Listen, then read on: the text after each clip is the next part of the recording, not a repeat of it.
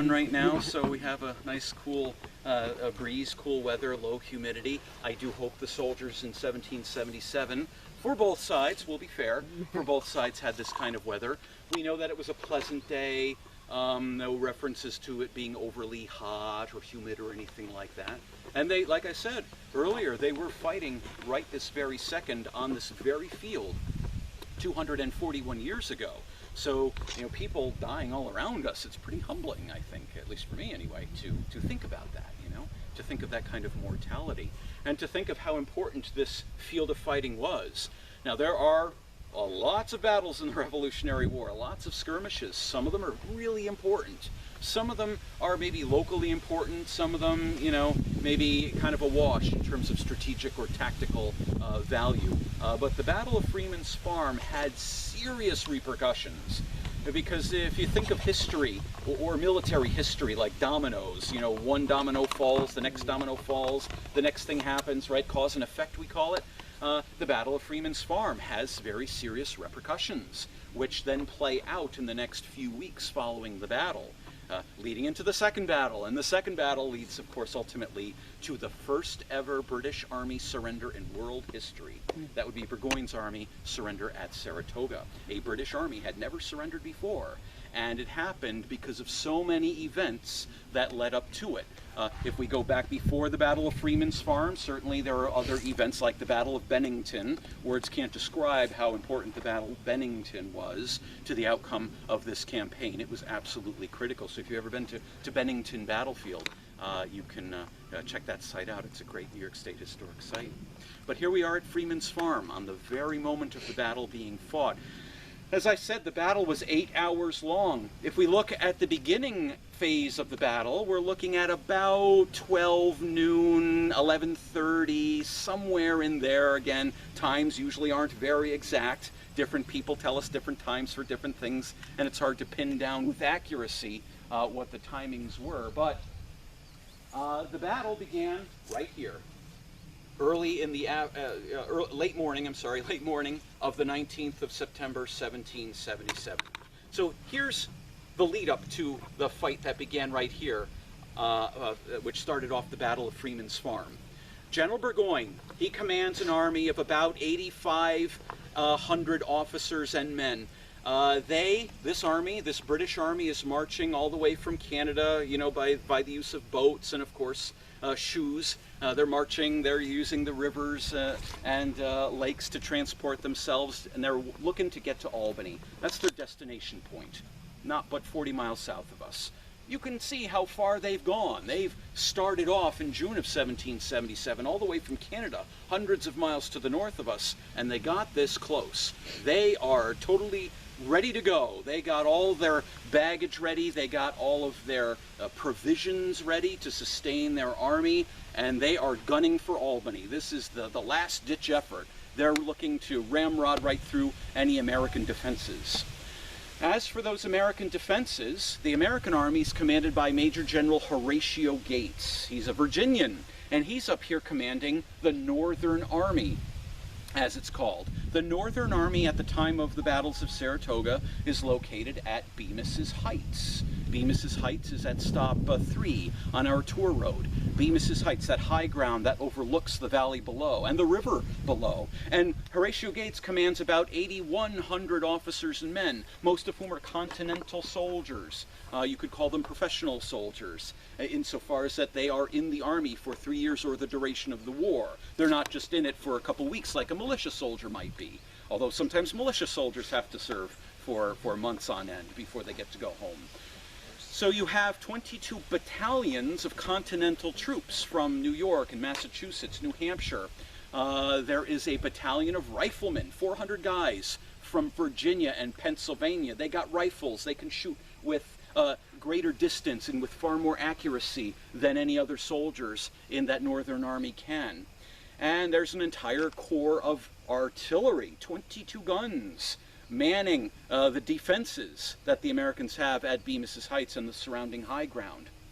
Horatio Gates also has 5 battalions of militia, 3 of them are from New York, 2 of them are from Connecticut, of all places. Connecticut. But Connecticut militia are here, almost in the same numbers as New York militia. Gotta wonder, where's the New York militia? We'll talk about that later.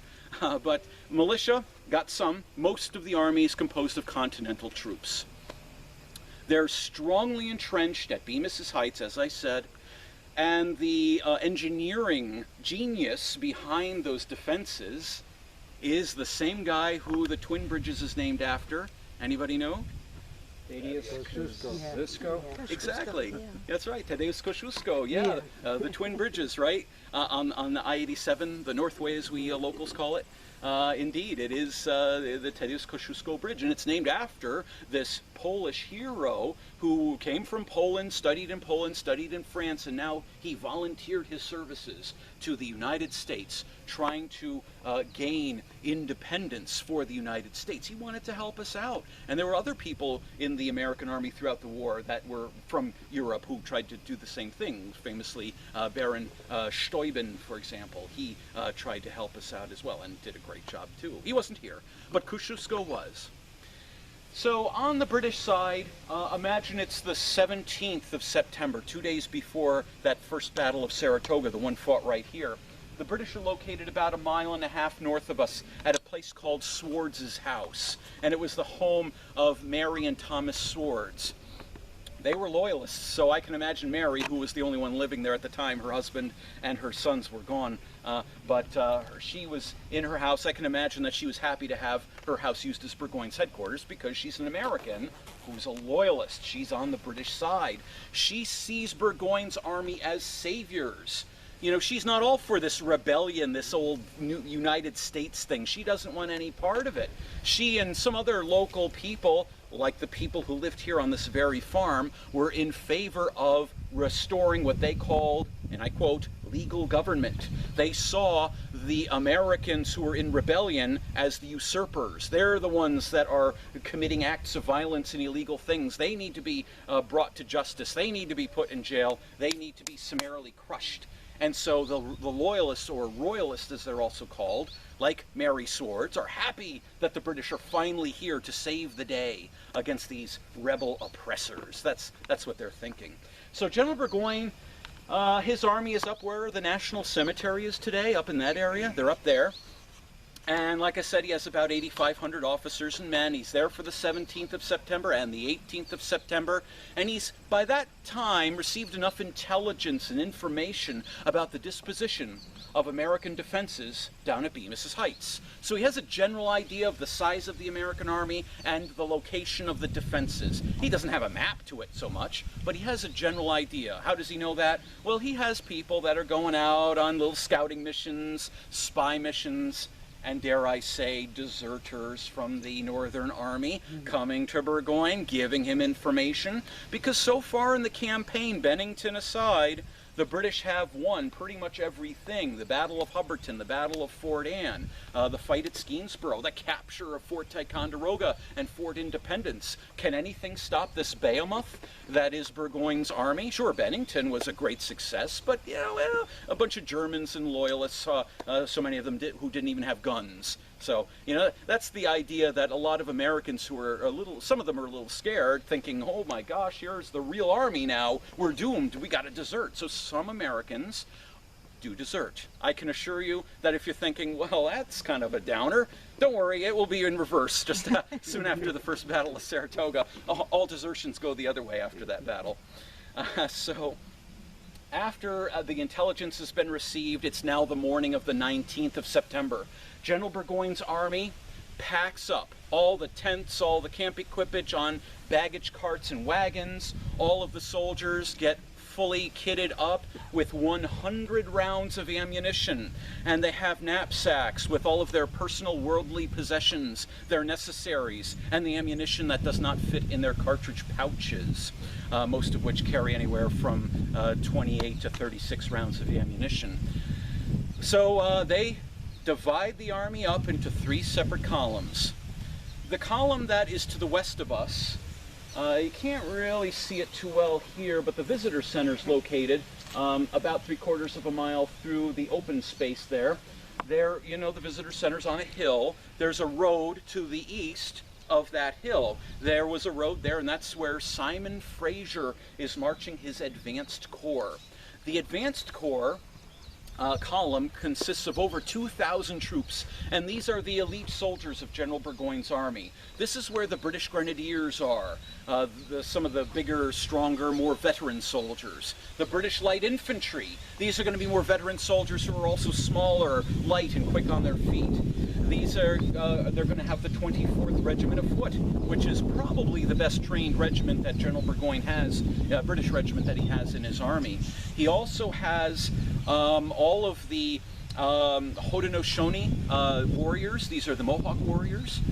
These are men from Fort Hunter, which is just outside of Amsterdam today. They've traveled 50 miles to seek out Burgoyne because they're refugees. Their home at Fort Hunter was threatened by American revolutionaries and their Oneida allies. So these Haudenosaunee Mohawk warriors and women and elders and children, they traveled to join Burgoyne's army seeking protection. Well, the fighting men of those refugees, they're over there with Fraser's advanced corps. He's also got an entire company of the Royal Regiment of Artillery.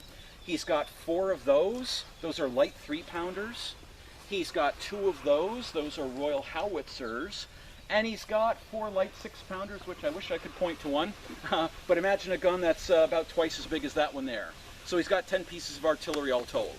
Behind them are the elite German soldiers. These guys are the German Grenadiers, you know, with the tall caps, with the metal fronts, and the mustaches. They like mustaches. You also have the German Light Infantry. Similar to the British Light Infantry, usually smaller, younger guys who are able to run fast. Interestingly enough, this reserve corps, these German elite soldiers with Fraser, they have Jaeger with them. Does anybody know what Jaeger means? Hunter. Yeah, hunter, that's right, yeah. A Jägermeister, right? Master hunter. So, yeah, that's right. Jaeger, that's right. These guys have rifles. Remember I mentioned the Americans have rifles? Mind you, it's just 400 riflemen out of an army of about 8,100, but still they got 400 riflemen from Virginia and Pennsylvania. The Jaeger amount to about 50. So Burgoyne doesn't have many riflemen. He's got 50 of them, but you know, they know what rifling is, they understand rifling, and they know how effective rifles can be. But if you compare the 50 to the 400, you know, you can see who's outmatched. So that's the elite Western column under the command of Simon Fraser. The column that is going to drive right through here at Freeman's Farm consists of 4 plain old British regiments of foot. The 9th, the 20th, the 21st, and the 62nd regiments of foot. Each regiment has about 400 officers and men each. They also have a detachment of Royal Artillery consisting of 4 of those 6-pounders that I can't point out because there's not one in viewing distance, but about twice as big as that gun there. If you've been in the visitor center recently, that cannon that's on the carriage that we have near the visitor center doors, that's actually not just a light 6-pounder, but one from Burgoyne's army. Could have been one of them that was with the center column. We don't know, but it was definitely here. But that's a light 6-pounder. That's the size we're talking about. General Burgoyne himself is with the center column. That becomes key when we talk about the battle itself.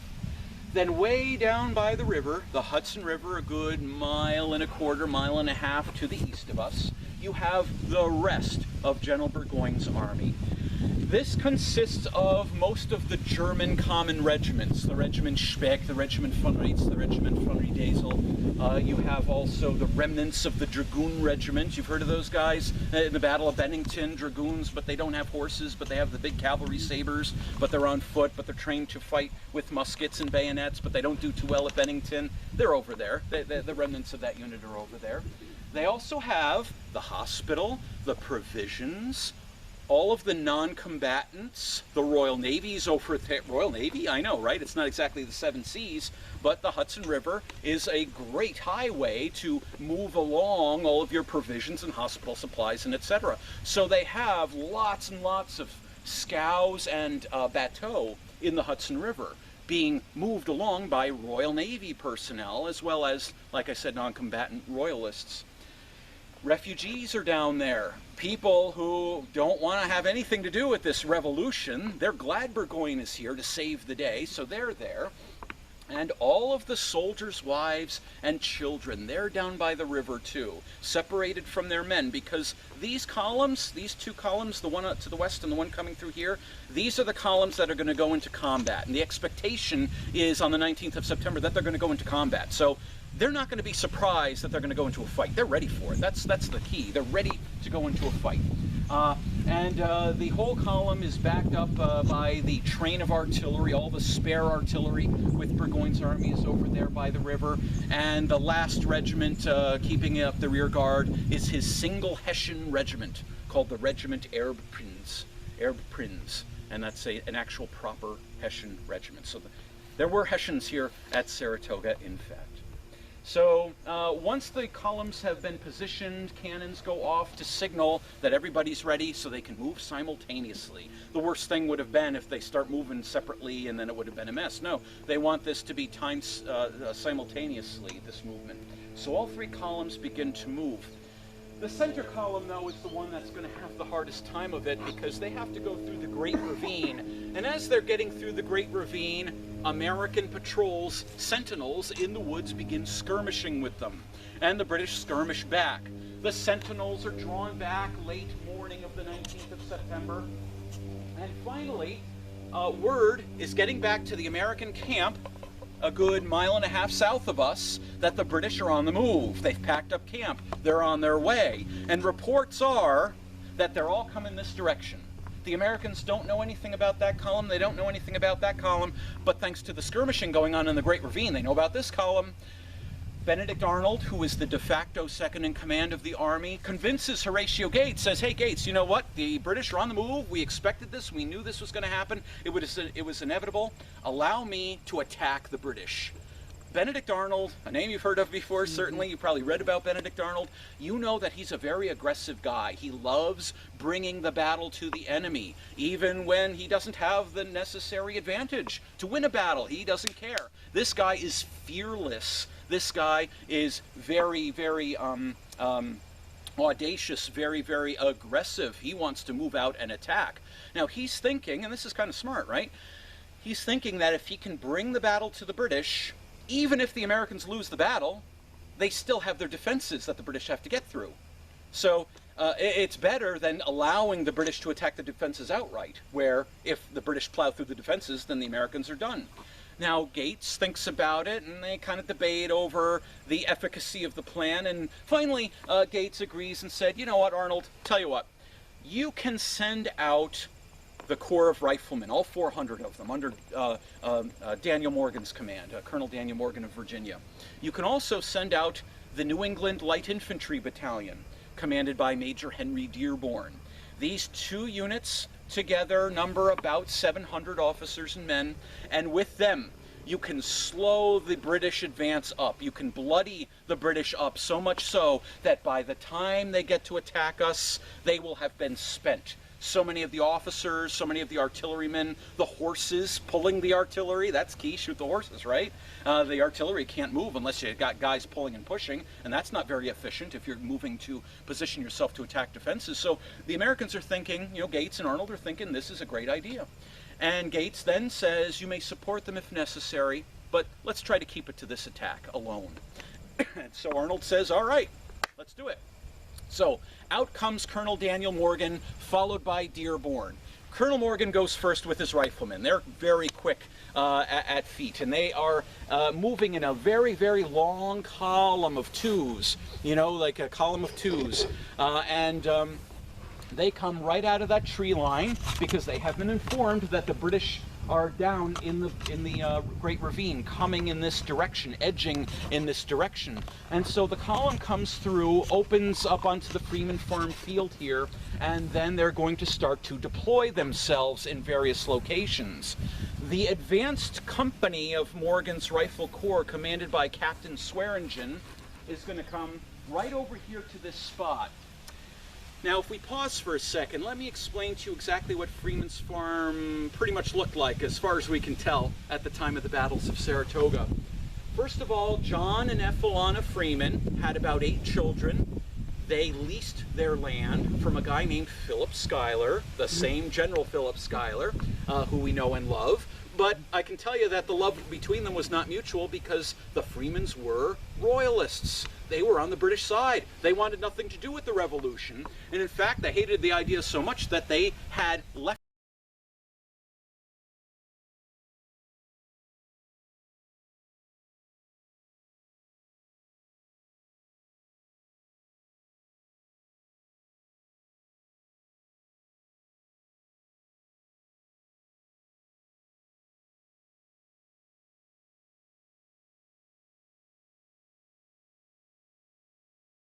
battles of Saratoga. So this property had been abandoned by the Freemans months beforehand. In fact, the Freemans were with General Burgoyne's army, no doubt hoping to reclaim their farm, to swipe away all the rebel committees of safety and get rid of all those people that have been suppressing them all of these long months.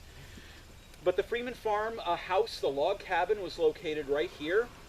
There was a barn located to the south of here. You see all those pink flags over there? That's about where the barn was located. There was a shed, a wooden shed on the southern side of the field. The field that you see now, the open field, approximates the way it was in 1777. I can tell you that there were a lot more trees in this area here. It was more forested here.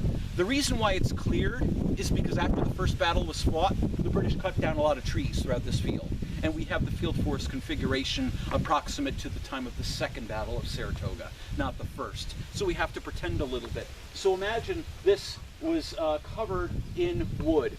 Then over here, there was more woods down there as well. You see how there's this kind of inlet into the wood line? Imagine that's filled with trees. Down there is where the Freemans had their primary field of cultivation. That's where they were growing most of their crops. The property was more or less fenced in by a series, I should say, a rather complicated system, according to the maps, of wooden rail fences, split rail fences. You've seen them probably in real life or in pictures. So Morgan's riflemen, they're starting to spread out throughout the field.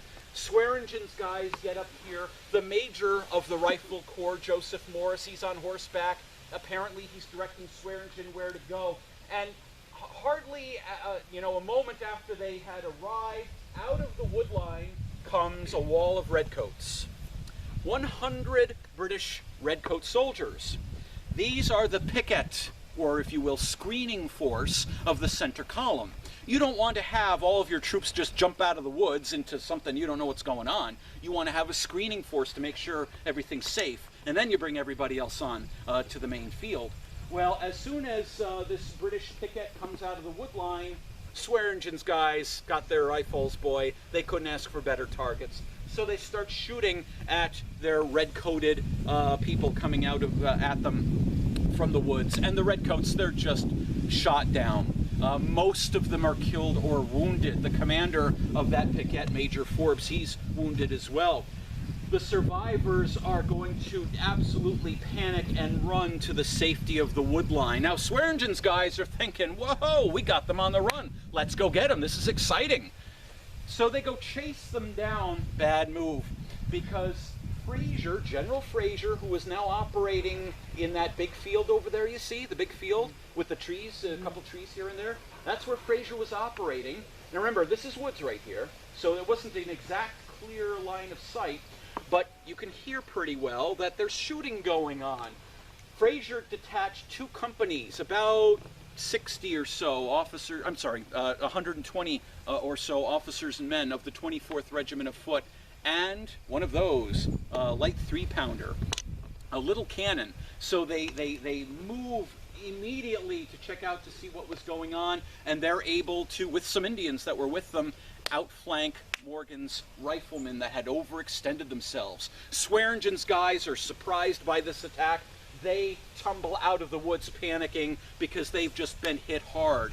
Major Joseph Morris, the rifle major, his horse, according to him, kicked up and ran off, took off with him. He couldn't control the horse. Swearingen was captured, the captain of riflemen. He was captured, and some of his men, of course, were killed and captured as well. The riflemen, though, as they start running out of here, creates an entire panic throughout the entire rifle corps. The entire rifle corps folds back, with the redcoats bringing up the light 3-pounder. They're not pursuing too far because they would have overextended themselves, but the riflemen panic and flee for the southern side of the field. But beyond that, one American officer says that he saw Morgan and his riflemen trying to get the battalion back together half a mile south of that tree line, way in the distance. So they were really seriously panicked by this outflanking maneuver, this attack that they did not expect.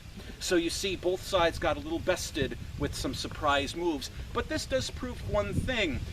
If there's going to be a battle on the 19th of September, it's going to happen here. Both sides have made contact. This is often how it happens, right? You don't know where the enemy is, you feel each other out, and then, you know, surprise, surprise, outflank, maneuver, fall back, reconfigure things, and now is going to come the battle proper. So General Burgoyne, early afternoon, orders out his 4 British regiments, the 9th Regiment over there, the 21st Regiment over here, the 62nd Regiment over here, the 20th Regiment down there, arrayed in line of battle. Now remember I said how they had all of this camp equipage on them, their knapsacks with all of their heavy stuff. I didn't mention they have food bags called haversacks full of 4 days worth of rations. That's 12 pounds of food on their person. That's a lot, 12 pounds, you know? So that's heavier than a musket, in fact. So what do? Are they going to go into battle with all that stuff? No, they're not stupid.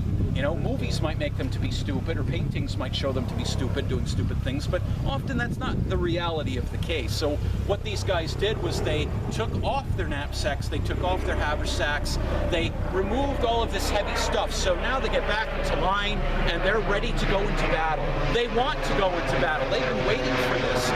For most of these troops, they had not fought in battle yet this entire campaign. I mean, it's September 19th, and for most of them, they hadn't fought in a battle yet this entire campaign. And actually, beyond that, for most of them, they have not fought in a battle their entire lives. I'm not kidding. Their entire lives, for most of them.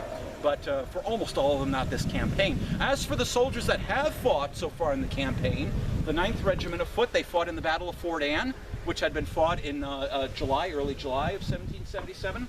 General Burgoyne, as soon as he put them out into the field, ordered them back as a reserve that was never deployed during the entire battle.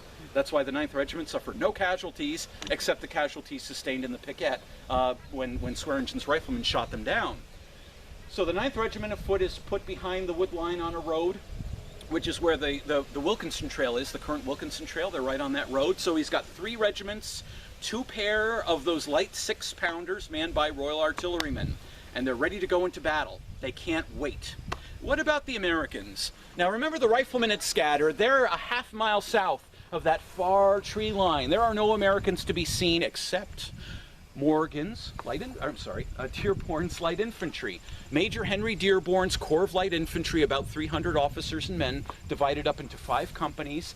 They had followed Morgan's riflemen, but they were too slow, ironically, being light infantry. They were too slow in getting to the field of action to save Morgan. So what Dearborn smartly did was he positioned his troops on that low-rising hill.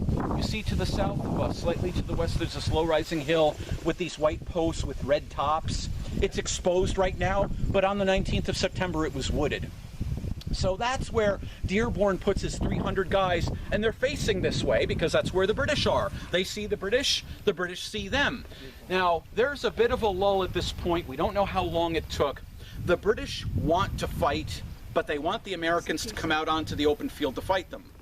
The Americans, you know, I don't know if they want to fight, can't say that, but they definitely don't want the British to pass them. They will fight, of course, to prevent the British from passing them, but they don't really want to go out in the open and fight the British, especially since the British outnumber them, you know, almost 4 to 1. So they're going to stay put. And the British stay put, waiting for more Americans to come at them. Nothing happens. So General Burgoyne or General Hamilton, who's technically in command of the center column, but when the boss is around, you know, who cares what the divisional commander thinks, you know? So eventually they order the center regiment, the 62nd Regiment of Foot, to advance with 400 guys against Dearborn's 300 guys. This is about 3 o'clock in the afternoon on the 19th of September. As the 62nd Regiment is marching toward Dearborn, crashing out of the woods comes Colonel Joseph Silly and his 1st New Hampshire Regiment. I cannot tell you if this was planned, if they were just waiting, because the British probably couldn't see them because of the hills and such, or if it just was serendipity and they just happened to come out of the woods at that very time. We don't know. Either way, Joseph Silly and his 1st New Hampshire Regiment come out of the woods, array in line of battle, and then start shooting at the 62nd Regiment, which of course turns to react, and there's a firefight between these two battalions of equal strength. According to one of the journalists, who was a lieutenant with Silly's battalion, he says that after 20 minutes fighting, they had received so many casualties in the 1st New Hampshire Regiment that they had to retreat after 20 minutes fighting.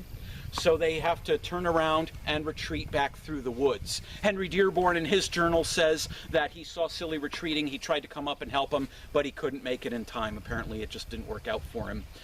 So as Colonel Silly is marching through the woods back to camp, he encounters reinforcements coming up to help him out. This is Alexander Scammell. He's colonel of the 3rd New Hampshire Regiment with more reinforcements. And of course they talk, Silly and Scammell, and Silly decides to make a U-turn and come back to Freeman's farm. And Scammell tells Silly, hey, you know what, there's Connecticut militia following me too, under the command of Colonel Thaddeus Cook. So there's even more reinforcements, thanks to Benedict Arnold. Benedict Arnold is the guy that is sending in these reinforcements. Do we remember earlier in the action when Gates allowed him to send out the riflemen and light infantry, and you may support them if necessary? I think Arnold found it necessary. So at this time, what we can do is we can travel a bit down toward the southern side of the field, and we can see where some of this battle action was taking place during most of the afternoon of the 19th of September. Exactly 241 years ago today. So it's now mid-afternoon of the night? Yes, that's right, yeah. Yeah, it's about 3:30 by the time this is happening. Yep. Where exactly was Thaddeus Cook? I'll show you. Where they... What exactly were they doing? Were they riflemen, or...? Oh no, they're militia soldiers. They have regulars who were muskets. I'll be talking about them. In fact, there's a monument to one of their captains who was mortally wounded. It doesn't say on the monument, but... Zebulon? Yeah, that's right. You know him. Yeah, I'm Brian Bidwell. Oh, you are? No way. Yeah. So Not a cool. direct descendant, but my great-grandfather's nephew. Wow. Neat. Yeah. Yeah. He was from Hartford, Connecticut. Yes. So you know about Zebulon Bidwell then? Sure. I When don't these know troops too were moving, much. oh, I'm sorry. Did they have drums and things like? Yeah. Both sides had drums. Yeah. And some pipes. Yeah. So Zebulon Bidwell, he was one of the 8 captains in Colonel Thaddeus Cook's militia. And what ends up happening, and we know this because his widow files a pension. After the war, she's Oh, okay, yeah. So she writes a pension saying that, from all accounts she's heard, that her husband Zebulon had been killed in the Battle of Freeman's Farm, which is true. In fact, it's not wounded. But he had been either shot, different accounts, either shot in the leg, below the knee, by an enemy musket ball, or a cannonball took the bottom of his leg off. He was, they tried to amputate, and it failed. He died. He bled out. So he was mortally wounded. But the monument to him on this hilltop is positioned pretty close to where it theoretically happened. So they came out of the woods, like Oh, yeah. what you were saying. Yeah, I'll show you. Yeah. Pretty cool. Yeah. Oh, yeah. Yeah, the Connecticut militia here were really special because when it comes down to it, and I'll mention it more later, if you look at the casualties of the many American regiments that fought in the battle, Cook's battalion suffered the second highest casualties of any American unit. Really? Only second to the 1st New Hampshire Regiment. Really? Oh yeah, they were really hit hard. They lost about 1/8 of their strength, killed, captured, wounded. Yeah. And they were battle veterans too. They had seen battle in Virginia. At least Thaddeus Cook's regiment with Zebulon did.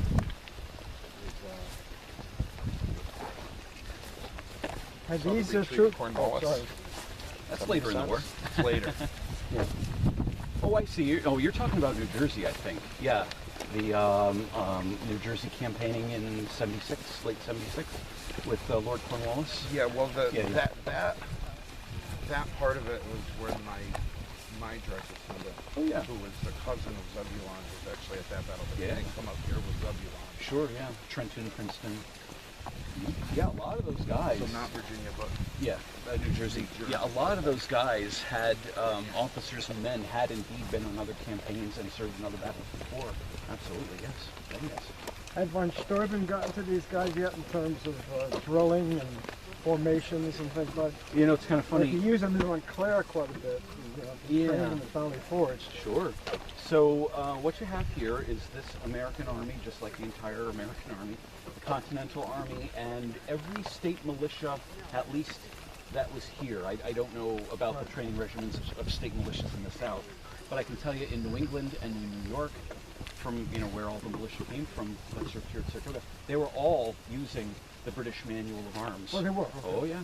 So the basic drill that the British were using was the same drill that the Americans were using.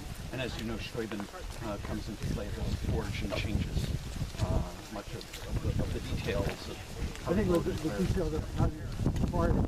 yeah, he simplified it. Yeah, exactly. He simplified it. And smart. Very smart to do that. So were these guys marching in columns of 2, columns of 4? Or It did that depends. change when they went through the woods? Totally depends on the unit you're talking about. So when Morgan and his riflemen... That's a great place to stop right there. Awesome. Thank you. So when Morgan's rifle corps are marching, they're in a column of 2s. Okay. So they're long, drawn out, about 200 guys per file. So they're in long column. But that is not so typical of the way that forces would move. But it really depends on where you're moving through. And they had to go through a path in the woods, so Right, yeah, that's right, the best way to do it. And you're not really afraid that the enemy's going to be around you because they're not so, they're Morgan's guys are south of Freeman's farm, and the British are north of Freeman's farm. They know that the British aren't anywhere around, so they're just trying to get there as fast as possible. And that's the way they thought would be the best way to do it. Did we assume that Morgan and Dearborn were very close to Arnold because they were up with him on a trip to Quebec? Yeah. Dearborn almost died on So we it. went Yeah. back. Oh yeah. I'm with So you. imagine they were close. I think so. And they were here, Benedict Arnold's headquarters was in the red painted Nielsen house. Morgan and Dearborn are camped right north of there. At the time they were under his direct command. I think you're right, yeah, sure. So what you have here is the 62nd Regiment. The 1st New Hampshire Regiment had fought here. The 1st New Hampshire Regiment, remember, retreated. Then they return with the reinforcements, the 3rd New Hampshire Regiment, and then Colonel Thaddeus Cook's Battalion of Connecticut Militia, which deploys over there. So you have the militia, then you have the 3rd New Hampshire Regiment, then the 1st New Hampshire Regiment. Well, of course, the British, now they're outgunned, so they bring up the 21st Regiment of Foot. Then they bring up cannons. Now this is something the Americans do not have on the field of battle. They don't have cannons. They have cannons back in camp defending their fortified walls, but they don't have any cannons brought to the field at any time during the battle. So the British bring up both pair of their light 6-pounders. There's one there. You see it with the red painted box tops. That's a light 6-pounder. So imagine 2 pair of those things shooting at the Americans. Now, the British are shooting solid shots, which are just solid iron cannonballs, and they're shooting something called case shot. They only have the 2 kinds of projectiles they can use in Burgoyne's army. Solid shot and case shot. No grape, no canister. Case shot is something that is, imagine like a tin tube full of iron balls, about 3/4 of an inch in diameter.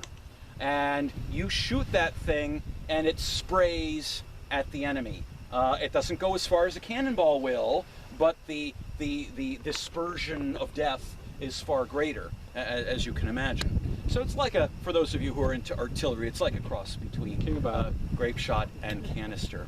So that's what they're shooting at the Americans. Now the Americans aren't stupid, right?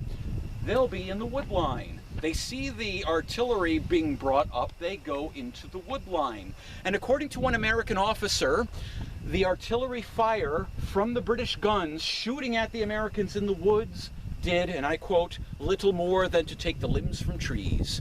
That's the kind of damage that they did, which is pretty much nothing. The British see that happening and they're thinking, okay, well, the artillery isn't being that effective. It's keeping them off the field of battle, which is good, but that means we have to go at them with the bayonet in the woods or with musket fire in the woods. So the British, little known fact, have been trained at wood fighting.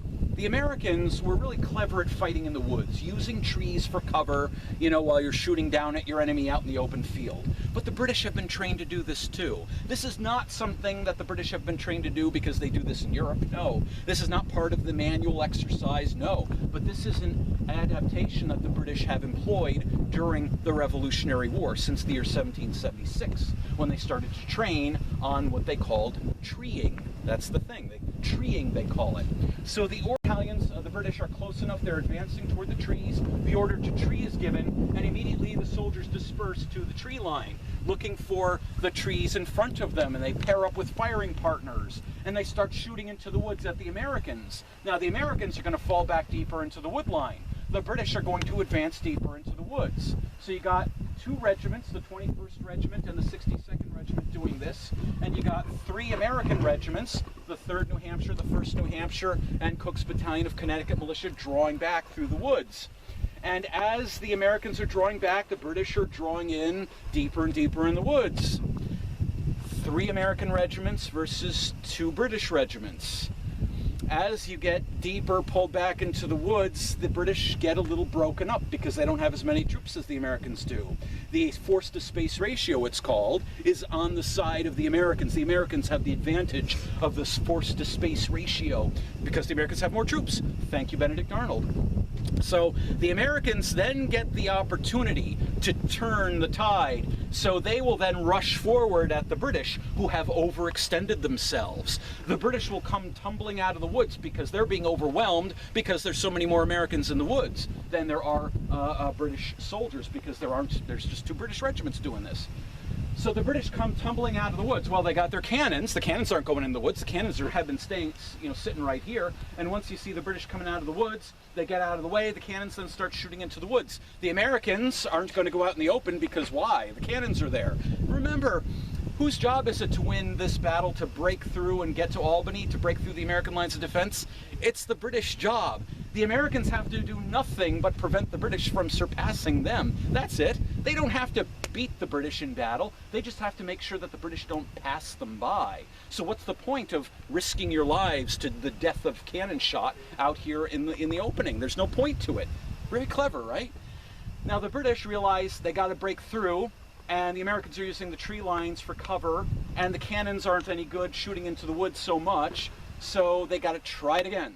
And they go into the woods again, and the same thing happens.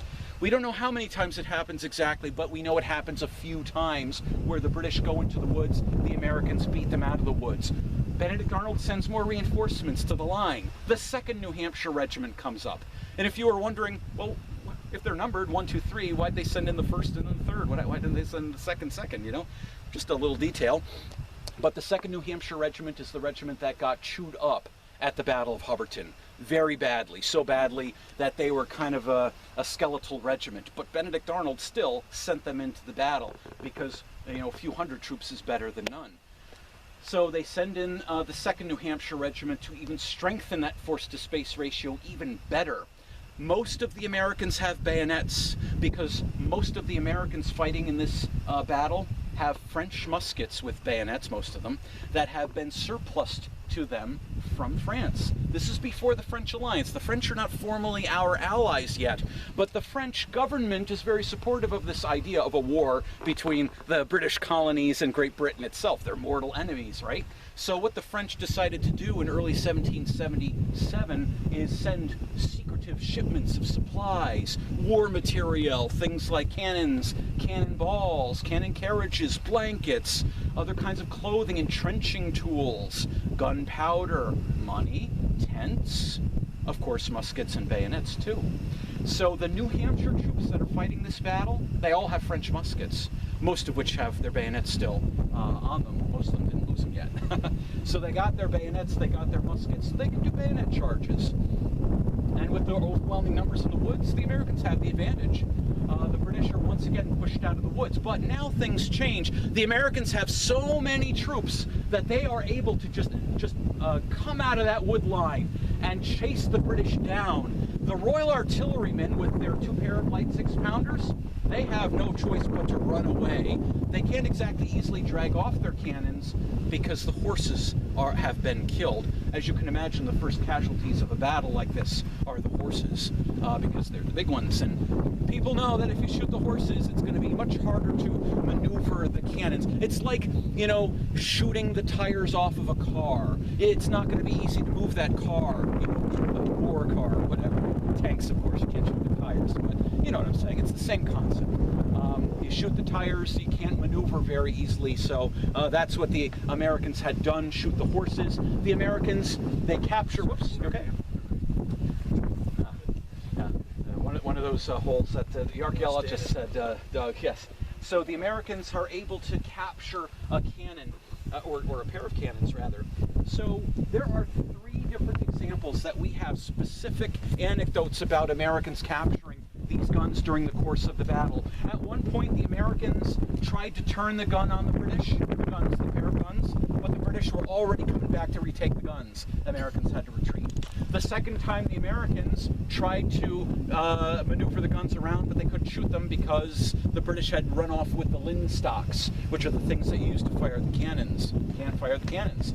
The third time, the Americans said, okay, we can't shoot the cannons apparently, but let's get the cannons out of here. So they got the cannons to the, you know, the 2 pair of cannons, the ones right over there, for example, and they tried to drag them off the field. They tried to pull them off the field, but they couldn't do it in time. The British were upon them almost instantaneously.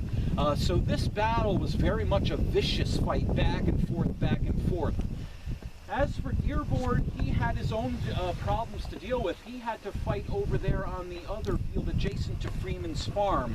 It's not part of the tour road, but Simon Fraser's guys, remember over 2,000 of them over there? Well, Simon Fraser's guys go to fight Henry Dearborn, who has redeployed over, you know, a good half a mile to the west of us. And then more reinforcements sent by Arnold to fight against Fraser. So almost a separate battle is going on to the west here of Freeman's farm. It's all called the Battle of Freeman's farm, but in truth, only most of the battle was fought on Freeman's farm, not the entire thing.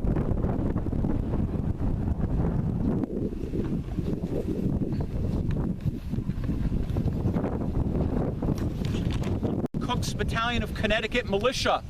And during the course of the fighting, the Connecticut militia soldiers, you know, these guys had just come from their farms and their homes in Connecticut. They've been called to serve in the Northern Army for 2 months, and now they're here on the front lines. Gotta remember, this is kind of crazy, but there are Continental regiments behind the lines that were never deployed in any Battle of Saratoga. Like, if you wanted to be safe and sound, you know, you'd want to be in like the 11th Massachusetts Regiment or the 15th Massachusetts Regiment. They're not, you know, they're not fighting in the battles, you know. But Connecticut militia, Arnold wanted them to go right in. He's from Connecticut. He must have had great expectations for his soldiers, and boy, did they fight fiercely. When it comes down to it, Thaddeus Cook's Battalion of Connecticut Militia suffered the 2nd highest casualty rate of all of the American regiments. They suffered about 60 casualties, mostly killed and wounded. 60 casualties. One of those who were a casualty was Captain Bidwell. This monument was put up by descendants of the family nearly 100 years ago now. And that monument commemorates his service and the fact that he was mortally wounded right near here in the Battle of Freeman's Farm. He was either shot by a musket ball in the leg or, according to one account, a cannonball took the bottom of his leg off. And the surgeons tried to amputate, and they brought him back to the hospital, but he bled out and died. So he's not buried here. He's buried actually at the hospital near Gates's headquarters, which is within our park boundaries. but this monument commemorates his service and the Connecticut militia, who are often forgotten in the histories of the battles of Saratoga. Did the Connecticut militia, were they proud or happy to serve with Arnold? Sure. Sure. Him more than anyone else. Sure, absolutely, yeah. I can tell you that they weren't happy to be in the same brigade as the New York Continental troops, but yes, they were. Yeah, they were very, very happy to be under Arnold's division. Yes, sure. Oh, yes. The other side of the battlefield, so we got the core battlefield, you got the stuff going on between Fraser and American units that had been sent to fight him. But over in the field, do you remember I mentioned the 20th Regiment was down in the cultivated farm field? Well, they're just kind of hanging out, not literally, but you know, they're not engaged in the main portion of the battle here, but they got their own problems. You remember the riflemen, of course. They had been scattered half a mile south of that tree line, and they were reforming their ranks. Finally, Colonel Morgan got them together again and decided that, either because he was told to or because he thought it was a good idea, either way it was a good idea, to move through the woods over to the Americans' extreme right flank. So they're on the right of Cook's Battalion of Connecticut Militia. They put themselves in the woods, and according to one British Royal Artillery officer who was right here 241 years ago, he wrote about it in his journal right after the fact, he said during the battle, they were of course fighting the Americans to their front, but they started getting shot at from the rear because of the riflemen in the woods. So the British are over here fighting the Americans in the woods, and the riflemen start shooting at the backs of the British. And the British came to realize, oh, what the heck, you know? So the 20th Regiment of Foot, 400 guys, were ordered to go into the woods and expel the riflemen, get rid of the riflemen out of those woods. Sounds easy enough, you know, going into the woods. We can't do it today. I don't recommend it because we do have a tick issue here at the park. There are deer ticks here which do carry Lyme disease. But if we had the opportunity, we can pretend, if you go into the woods, it's still there. Not too deep into the woods, there's an enormous and deep ravine. I kid you not. This thing is deeper than I am tall. This ravine is deep. So these guys in the 20th Regiment of Foot go into the woods, but they come to this ravine. They have to get into the ravine and get up the other side. Then there's a secondary ravine behind it. Behind that is abattis. Abattis is basically felled tree limbs that have been cut down by the riflemen, you can imagine, and put out with the upward branches facing toward the attacking enemy. So if you were able to get through both ravines, which I don't know if anybody actually did, but then you'd have to bust through the abattis, all those tree branches, and then finally go toe-to-toe with the riflemen, who are, you know, probably a good, 100 yards away shooting at you from the woods. So, you know, from the trees. So, you know, it's not good for these guys in the 20th Regiment of Foot. They were just obliterated. They were beaten out of the woods pretty easily because they're suffering casualties. They can't even close with the riflemen. They can't even do it, yet they're being shot at. By the end of the battle, they receive 110 casualties. That's over 25% of their numbers, and they never even got to the riflemen. They couldn't touch them during the entire battle. The riflemen completely immune to attack from the 20th Regiment of Foot, yet the 20th Regiment suffered 25 casualties, over 100 officers and men. They were just beaten severely. They couldn't get at the riflemen. So as the day wears on, it's getting, you know, kind of like this, I guess, you know, dark, you know, a little breezy perhaps, too breezy maybe. Not for them, I'm sure they're building up a sweat, and it's in a battle situation. You know, it's terrifying, of course, especially when we think of most of these British soldiers, most of them, a majority of them, had never fought in a battle their whole lives. These were not veteran soldiers. These were not guys who were used to fighting in wars, and they're, you know, automaton, you know, they know how to do everything a soldier can do with their eyes blindfolded. And you know, they are fearless. That's not these guys at all. These guys are green soldiers. Most of them, their officers included, had never fought in a battle before. For the Americans, it's very much the opposite. Most of the Americans had seen combat before. While the American units were relatively newly formed, militia, you know, they were formed their ranks just a month earlier. As for the Continental regiments, most of those were raised in late 1776, early 1777. The people themselves had served in previous campaigns and in battles like Bunker Hill, for example, or Princeton or Trenton, Lexington and Concord, the attack on Quebec City, etc., etc. Long Island, you know, you name it. Harlem Heights, White Plains. So they had combat experience under their belts, whereas most of the British did not, which is kind of opposite of what we usually think, right? The British are the veterans, the Americans are the country bumpkins that don't know what they're doing. Just the opposite here at Saratoga, which of course is in our favor. So the battle is raging on. The Americans have every advantage in numbers, experience. The British are being spent. The British aren't getting reinforcements. They can't turn the riflemen out. The battle is going on over there. It's kind of a stalemate in the other field. The Americans are pushing very, very aggressively out onto the field. The British are retreating toward the end of the day. It looks like the Americans are going to win this fight, but that's not what happens. The British win, and they only win because of one thing, one trick, one thing that happens. The same thing, by the way, that happened in the Battle of Hubbardton. Does anybody know what that is? All the Germans along the river to come to his aid. That's right. I heard singing Germans too. That's right. Yes, singing Germans. Yeah. So remember those guys by the river, the column, mostly Germans. You know, they're just guarding the supplies and the people, the civilians. They're not really looking to battle anybody. They're just guarding. And so finally, General Burgoyne decides he needs help. You know, he should have sent it hours before, but Burgoyne thinks he can take care of things himself, especially since he's commanding his red-coated soldiers. And so far in this campaign, he's berated Germans a lot, and he likes to keep with that theme, perhaps. But now he realizes that, okay, I need help. I need Germans. So the messenger finally gets to the German commander down by the river, General Riedesel. And General Riedesel, who has already staged a reinforcement, because he's been hearing this firing going on all day in basically the same area, so he's thinking, yeah, okay, I'm going to anticipate a request for reinforcements, and that's exactly what happens. General Riedesel immediately acts once he gets that order, and 700 German infantry are sent in from the river. They go up right along a road, which is the Wilkinson Trail today. If you've taken the Wilkinson Trail, it's the same roadbed. They come spilling out of the southeastern corner of that portion of the farm field. 2 light 6-pounders, remember those guns over there? 2 light 6-pounders are brought up on that hill right over there, the hill where we started our tour, because the Americans were really pushing forth. And they opened up with these 6-pounders. The other British 6-pounders had been silenced. You know, they're not being used because the British can't get to them anymore. And the German infantry, the 700 guys, immediately right into the woods. And they're going to not try to go at the riflemen's front, but because they're coming in from the east, they're going to then strike at the riflemen's flank. The riflemen see this attack developing. They fold like a house of cards. They don't even try to stop it because it's getting late in the day. And the Americans are running out of ammunition.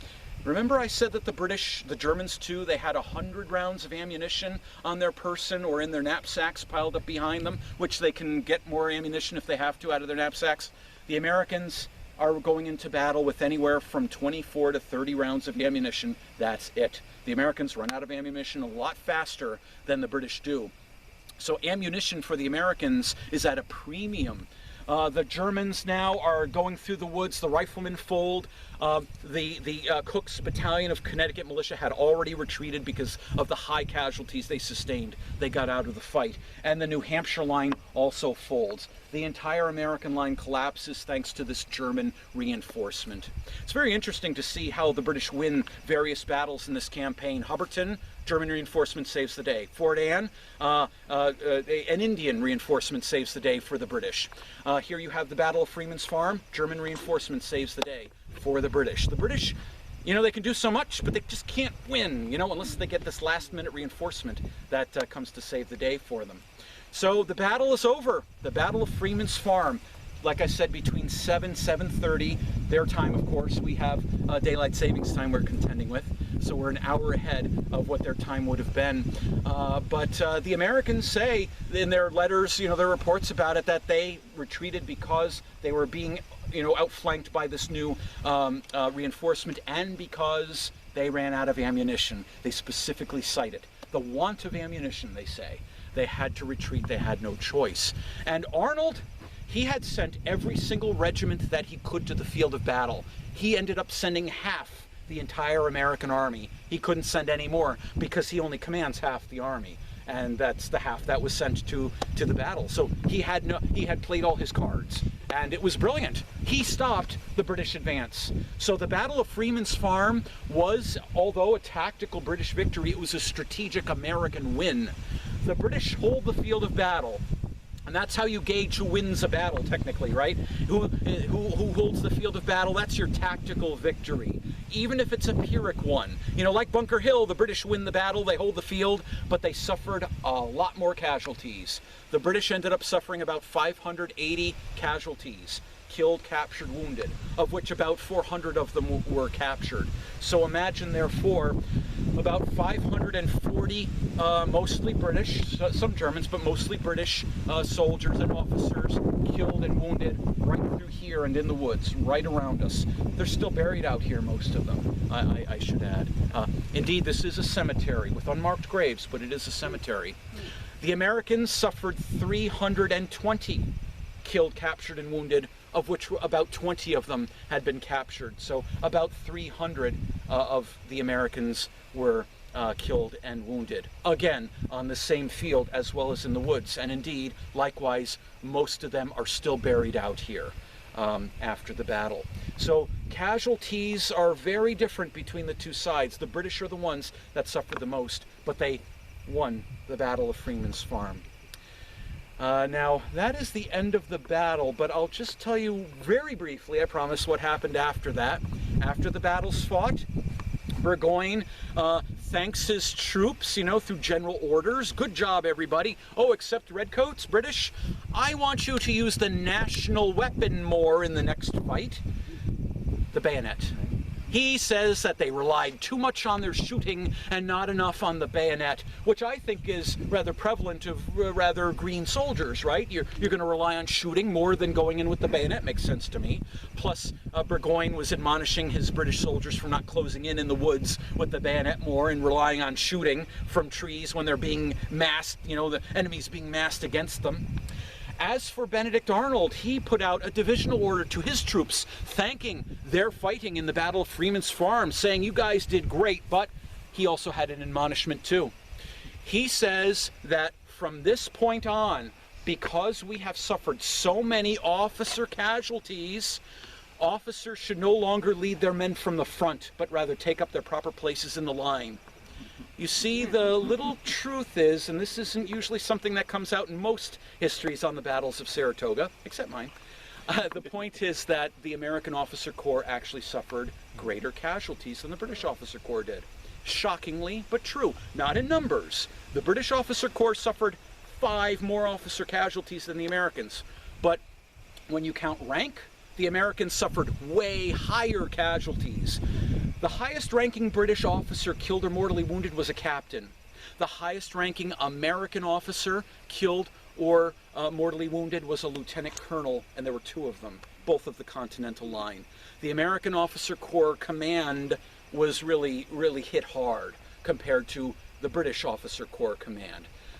General Burgoyne had a few narrow escapes himself. You know, he's on horseback way over there on the northern side of the field where it's not exactly safe and sound, but, you know, he was shot at. One of the aides-de-camp on horse was shot in the arm, so he's wounded, didn't die, but, you know, they're going to be susceptible to firings too. As for Benedict Arnold, he's safe. He directed things from afar. He was never on the field directing things personally, but he was in the woods, riding back and forth between the various fields, making sure things were going the way that they should be going. So, in the end, the battle, British victory, American strategic victory, British tactical victory. But after that battle, that's when General Burgoyne gets a little secret message from the commander in New York City, Sir Henry Clinton. Sir Henry Clinton tells Burgoyne that Clinton, is going to make a diversion in the Hudson Highlands, making it easier for Burgoyne to get to Albany. Burgoyne responds, "Do it, my friend, directly." That's a quote. "Do it, my friend, directly." Burgoyne then decides to stay put, build up fortifications. These white and red posts show you where the outlines were. Set up camp and wait for Clinton's diversion to have an effect. So he never followed up immediately on this victory in the Battle of Freeman's Farm. He's waiting for assistance to come from the city of New York. And on the 7th of October, I'll pick up the rest of the story, as Paul Harvey used to say. Thank you very much. Thank you. Thank you. Thank you. Thank you. Right, thank you. It's a bit chilly, I think. I'm loving it. I'm all excited, but